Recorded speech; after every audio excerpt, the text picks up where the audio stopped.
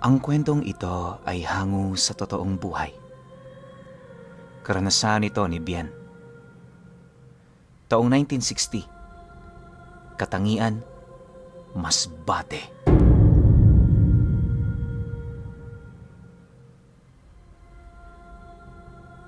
Ipinanganak sa pamilya ng mga mangkukulam itong si Bien. Matagal nang bantog sa lugar nila ang tatay niya dahil sa taglay nitong kakayahan na halos hindi pangkaraniwan. Marami ang nagsasabing nagsanla ng kaluluwa sa demonyo ang tatay niya, pero siya na mismo ang makakapagpatunay na walang ganong abilidad sa kanilang pamilya. Kaya napakalakas nito ay dahil sa kakaibang bertud nitong tangan.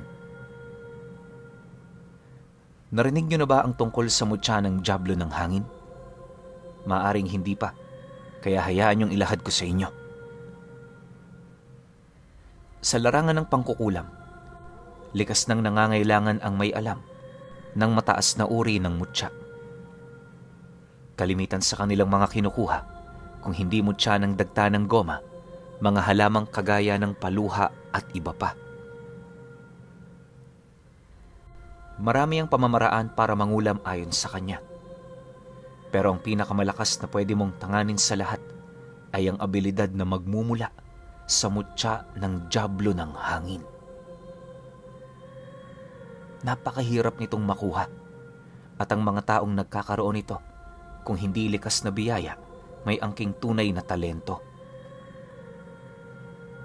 Sa estado naman ng tatay noon ni Bien, kaya niya nakuha ang mutyang yon ay dahil sa sakripisyong ginawa ng mga magulang nito. Para mataglay lamang niya ang mutya ng dyablo, itinaya ng mga magulang niya ang sarili nitong mga buhay. Nagtagumpay naman sila sa pagkuha. Yun nga lang, binawian din ng buhay kalaunan ang mga magulang nito. Magmula rin noong nakuha ng tatay niya ang mutya ng dyablo ng hangin, doon na umusbong ang pangalan nito sa larangan ng pangungulam. Sa maniwala man kayo o hindi, isa siya sa mga bukod tanging nagtataglay ng ganoong aral na hindi na nangangailangan pa ng manika o mga bagay na sumisimbolo sa katawan ng tao. Ora mismo kapag nakita kanya, kayang-kaya kanyang kulamin sa pamamagitan lamang ng isip niya. Kahit nga mag-usap pa kayo, hindi mo mapapansing kinukulam ka na pala. Ang mas nakakatakot pa sa kulam na yon, dadaanin ka muna nito sa mga simpleng karamdaman kagaya ng pananakit ng ulo, pagtatae, pagsusuka, at pananakit ng tiyan. Sa loob ng 1 linggo, ganon at ganon ang mararanasan mo hanggang sa hindi mo mapansin kusa na palang bumabagsak ang iyong katawan.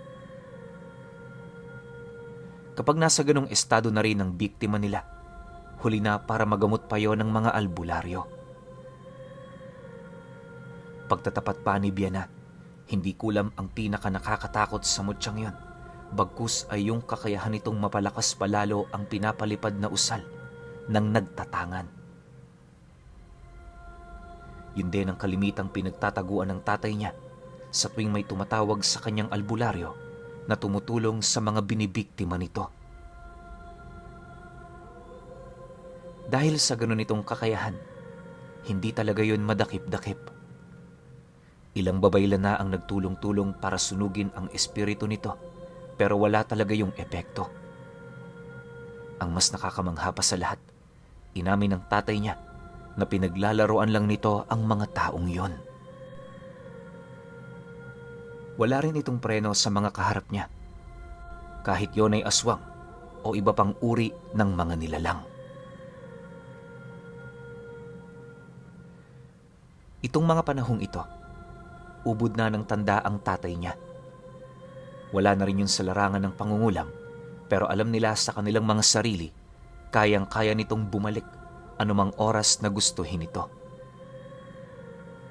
Gayunpaman sa kabila nun, hindi ito ginagawa ng tatay niya dahil ang nais nitong mangyari, sulitin ang mga natitira nitong buhay. Napagtanto kasi nito na habang tumatanda, mas kinakailangan ding magkaroon ng memorableng alaala sa araw-araw. Dahil sa ganong sitwasyon ng kanilang padre de pamilya, marami silang magkakapatid ang nag-asam sa karunungang yon. Ang mga kuya niya, halos pinupursige na talaga ang tatay nila pero hindi niya ito pinapansin. Naniniwala kasi siya, sino man ang mapapamanahan ng aral nito, nakatadhana talaga para sa bagay na yon. Upang hindi siya mag-alala, nagdesisyon siyang maghintay na lang sa panahong pipili na ito. Isang hapon, pagka-uwi ni Bien sa kanilang bahay, agad naman niyang napansin ang pagtipo ng kanyang mga kapatid sa harap ng tumba-tumbang inuupuan ng kanilang padre de pamilya.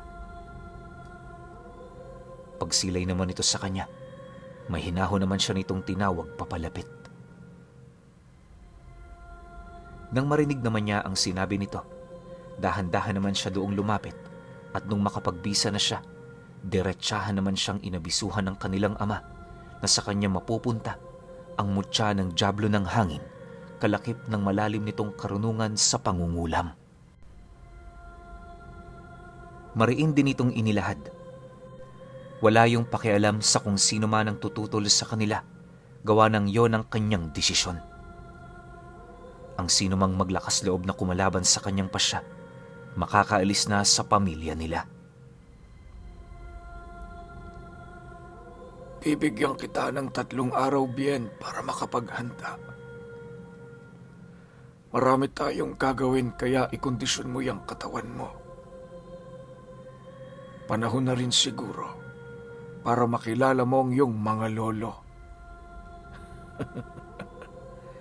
Ikaw lang ang makakakilala sa mga yon, kaya matuwa ka.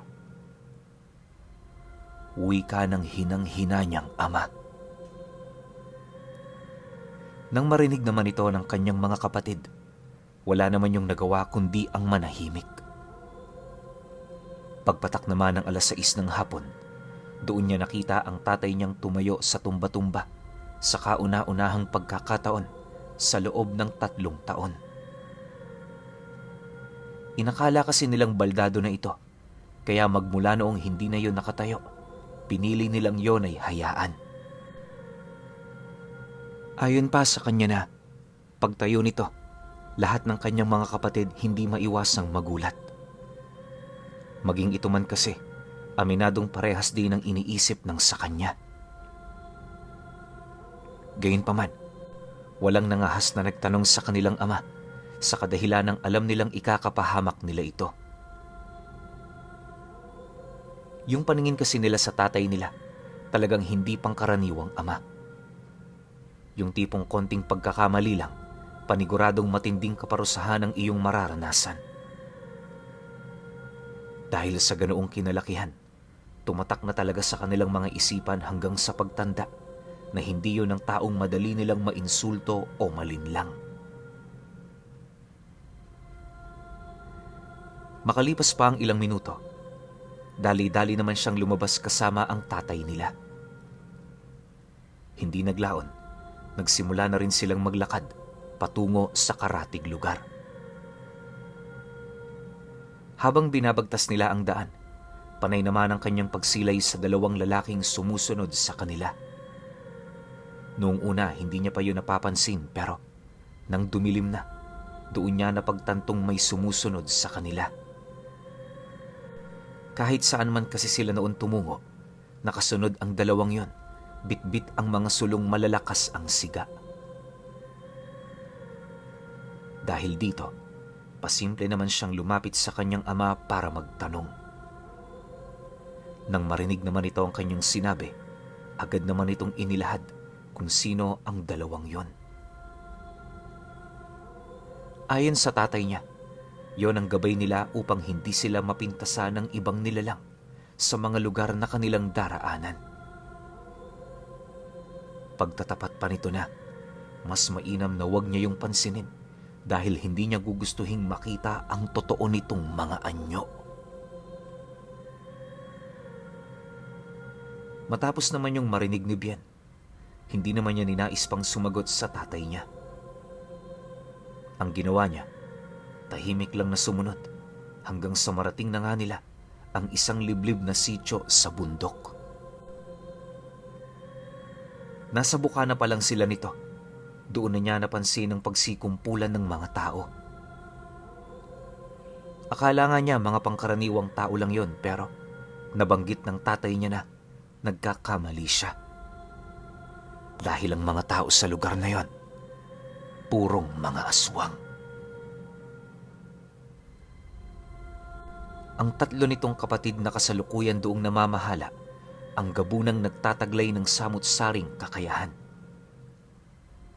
Pagmamayabang pa nito sa kanya na silang 7 mag-anak, malayo na ang narating sa ganoong larangan.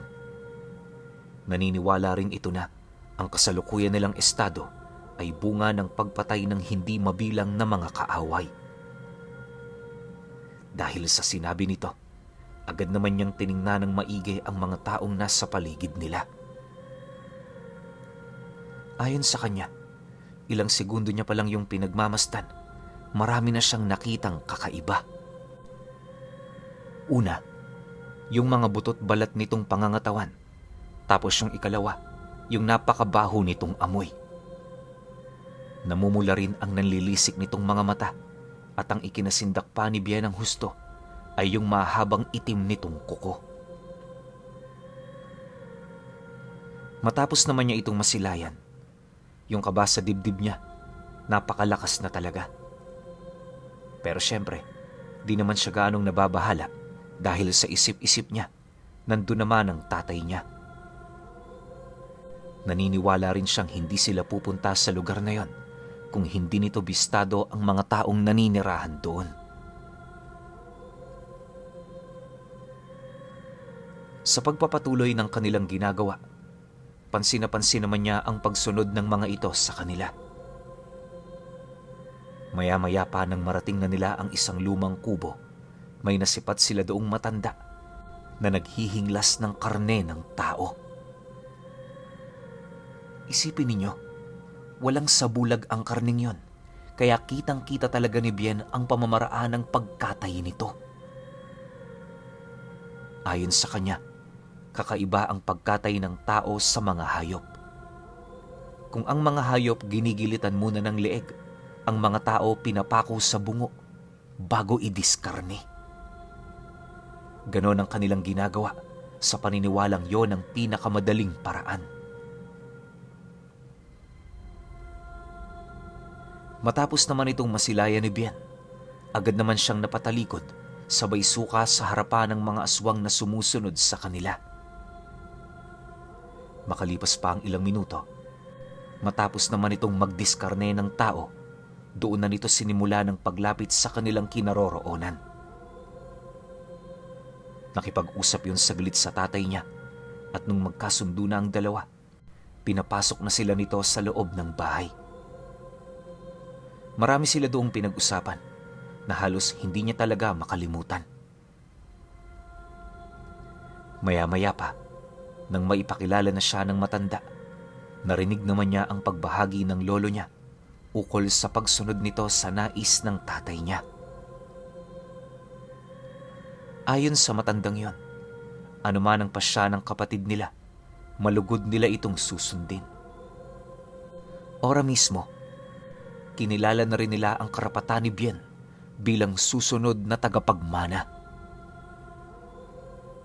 Matapos namang makapag-usap ng dalawa, may lumapit sa kanyang isang lalaki na ayon sa tatay niya, ito ang sasama sa kanya para maglibot sa baryo.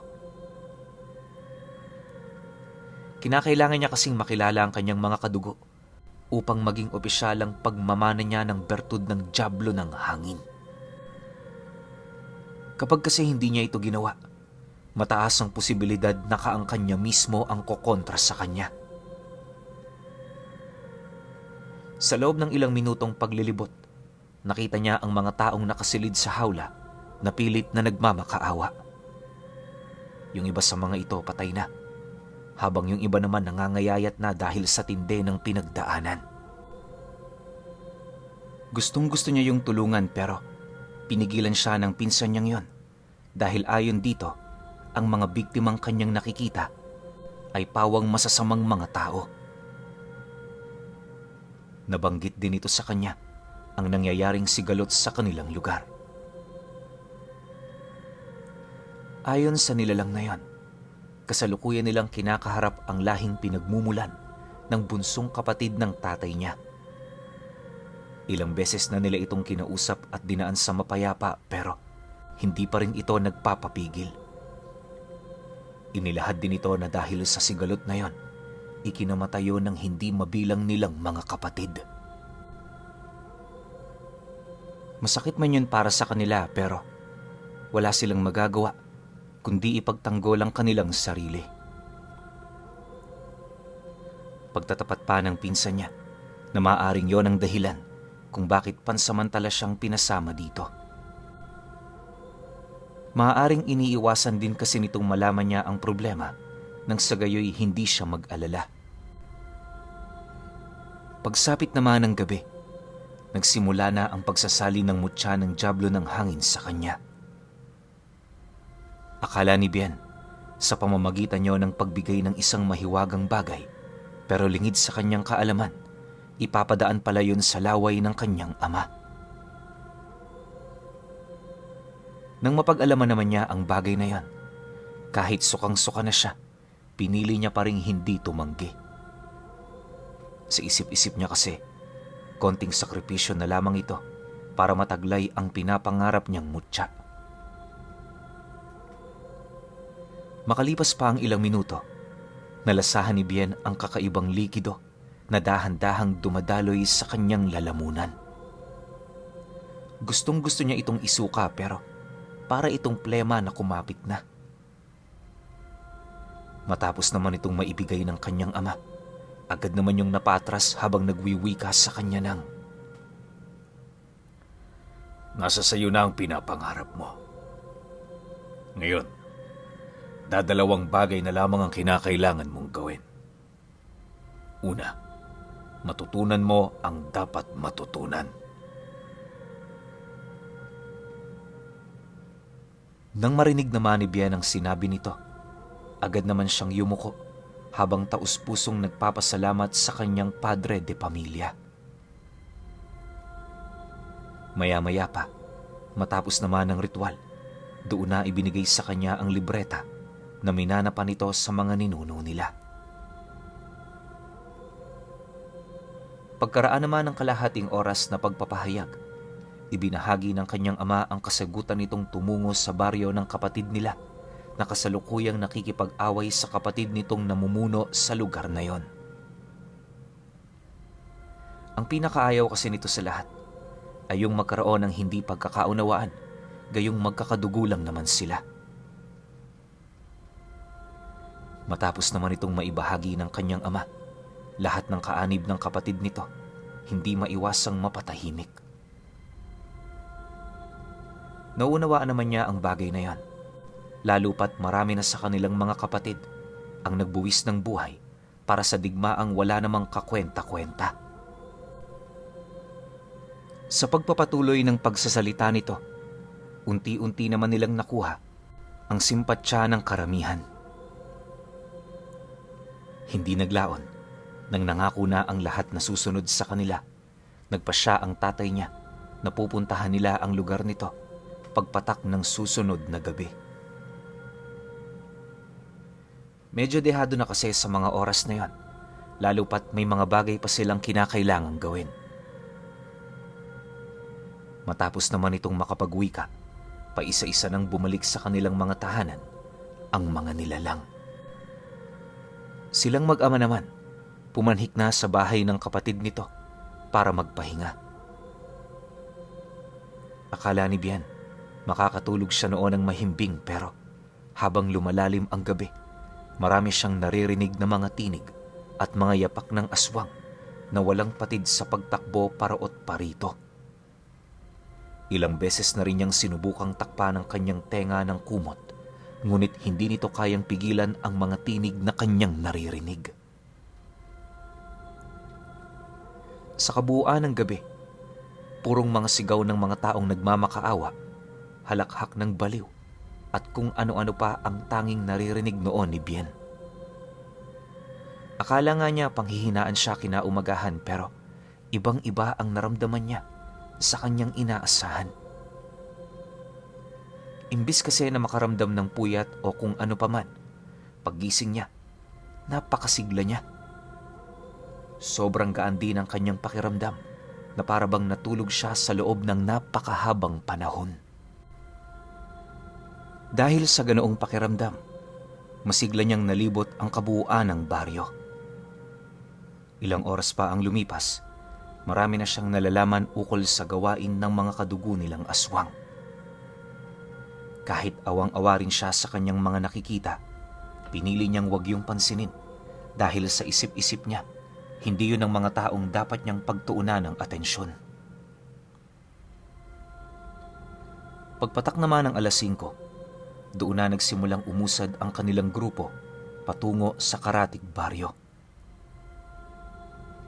Dahan-dahan lang ang naging pag-usad ng kanilang pangkat dahil ayon sa kapatid ng kanyang ama, maraming patibong ang naghihintay sa kanila sa lugar na yon. Konting pagkakamali lang, ikakasawiyo ng marami sa kanila. Nang marinig naman ni Bien ang sinabi nito, wala naman siyang ibang nagawa kundi ang tumango. Pagtungtong ng alas 7 ng gabi, narating na nila ang isang malawak na kapatagan kung saan sa harapan nitong bahagi nasipat niya ang hindi mabilang na mga tao na dahan-dahan na ring nagpapalit anyo. Pagsilay naman nila sa mga nagsisilakihang taong lobo, agad namang naalarma ang mga kasama nilang aswang. Sa isang iglap, mabilis din naman yung nagpalit ng anyo.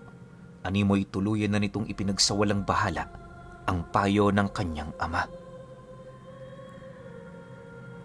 Nang mapagtanto naman nilang hindi na nila ito kayang pigilan, nagpasya na ang tatay ni Bien na pumagitna.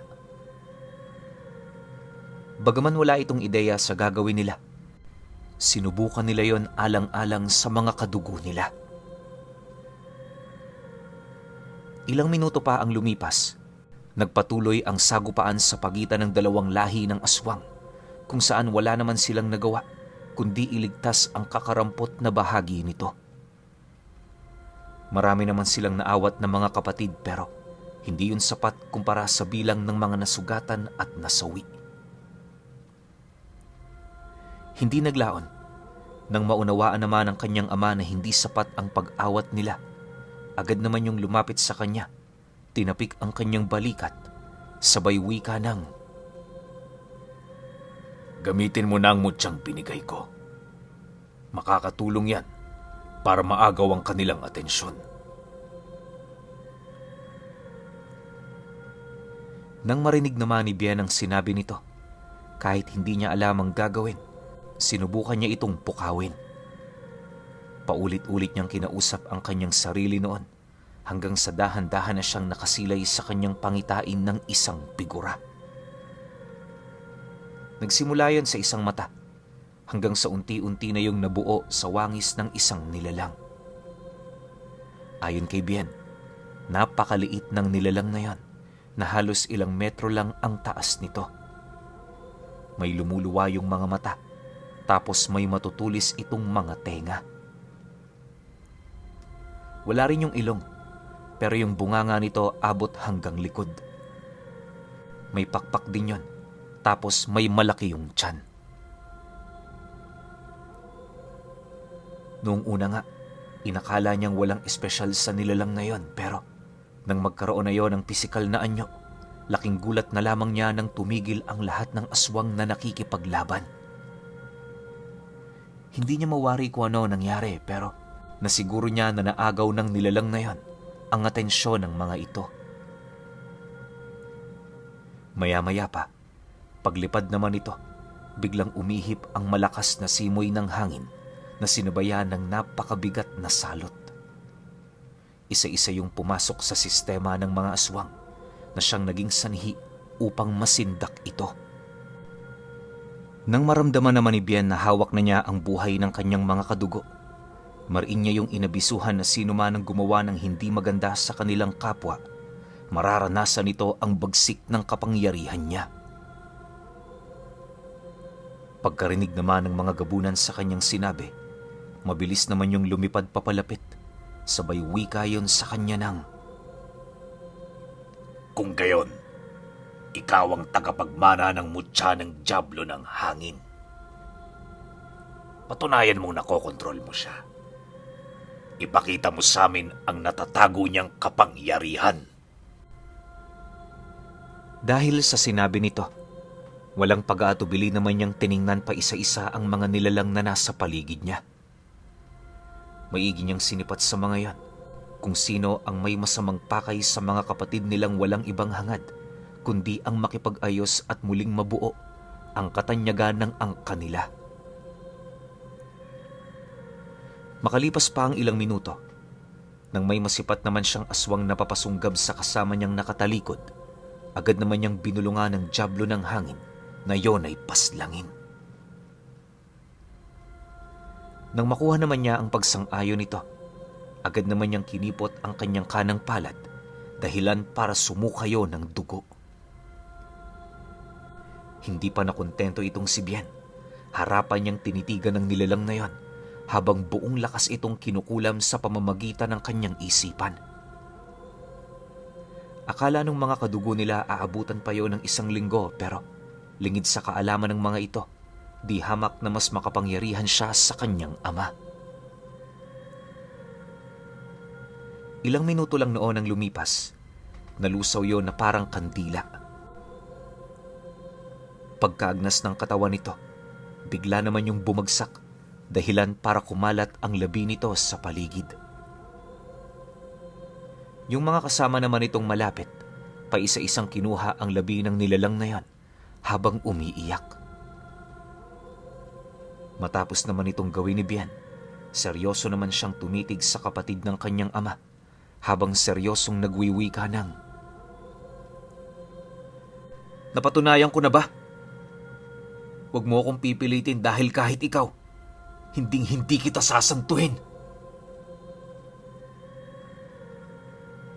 Matapos naman niyang mailahad ang mga katagang yon, bahagya naman siyang natigilan nang marinig niya ang pagtawa ng kanyang ama habang tumatapik sa kanyang balikat.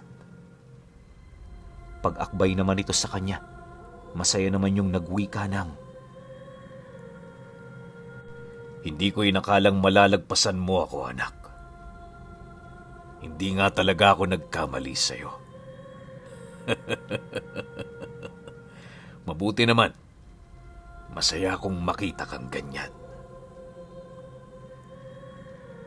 Dahil sa sinabi nito, wala nang nagawa ang kapatid nito, kundi utusan ang kanyang mga kadugo na tumigil. Nang mapansin naman yon ng kapatid nitong malapit sa kanila, dahan-dahan naman itong pinaatras ang mga kadugo nitong naghihintay lang ng hudyat. Maya-maya pa, nang medyo mababa na ang tensyon, doon na sila nag-usap ng mahinahon. Inalam nila ang dahilan ng bawat panig kung bakit ito nagawa ang mga bagay na yon. Nang makita na ng kanyang ama ang pinagmumula ng sigalot, nagpasya na yung kausapin ang magkabilang panig. Lahat ng pwedeng sagot dito pinag-usapan talaga nila ng maigi para naman kahit papaano hindi na sila magkagulo. Pagkaraan ng ilang oras na pakikipag-usap, sumang-ayon na rin ang dalawang angkan. Magmula noon, hindi na niya nakita pa na nagkaroon ng sigalot ang mga ito. Sa paglipas pa ng mga araw, bumalik na rin sila sa bahay nila para mamuhay alinsunod sa nais mangyari ng tatay niya. Habang tumatagal, unti-unti pang lumalawak ang kanyang kaalaman pagdating sa karunungan ng mutya ng dyablo ng hangin. Ayon sa kanya, na sa lahat ng mutya ng kaliwa, isa yon sa mga maituturing niyang walang rebuelta. Ang ginagawa niya kasi para maiwasan ito, ilipat ang balik sa mga taong papatayin ng kanyang mga kadugo. Ganon at ganon ang kanyang ginawa hanggang sa hindi naglaon, natutunan na niya ang iba pang mga sikreto nito. Lumipas pa ang mga buwan at taon. Kagaya ng tatay niya, naging bantog na rin siya. Ang iniiwasan niya lang noon, pumatay ng mga walang laban na wala namang ginagawang masama sa kanya. Isa yon sa pinakamahalagang batas ni Bian na kailan may walang makakabali. Hindi rin siya kagaya ng ibang mangkukulam na nagpapabayad. Ang sa kanya, papatay siya kapag may kinagagalitan siya. Isa kasi yon sa mga paraan niya upang mailabas niya ang kanyang galit. Ayaw din niyang may buhaying nilalang na sa tingin niya'y walang karapatan na lumasap ng kalayaan. Dahil sa ganun niyang pag-iisip, talaga namang kinatakutan siya ng karamihan. Sa paglipas ng panahon, nagkaroon na rin ng anak itong si Bian at kagaya ng kanyang ama, ganun din ang ginawa niya. Dito sa anak niyang to ipinasa ang kanyang natatanging at walang kahinaan na mutya ng dyablo ng hangin.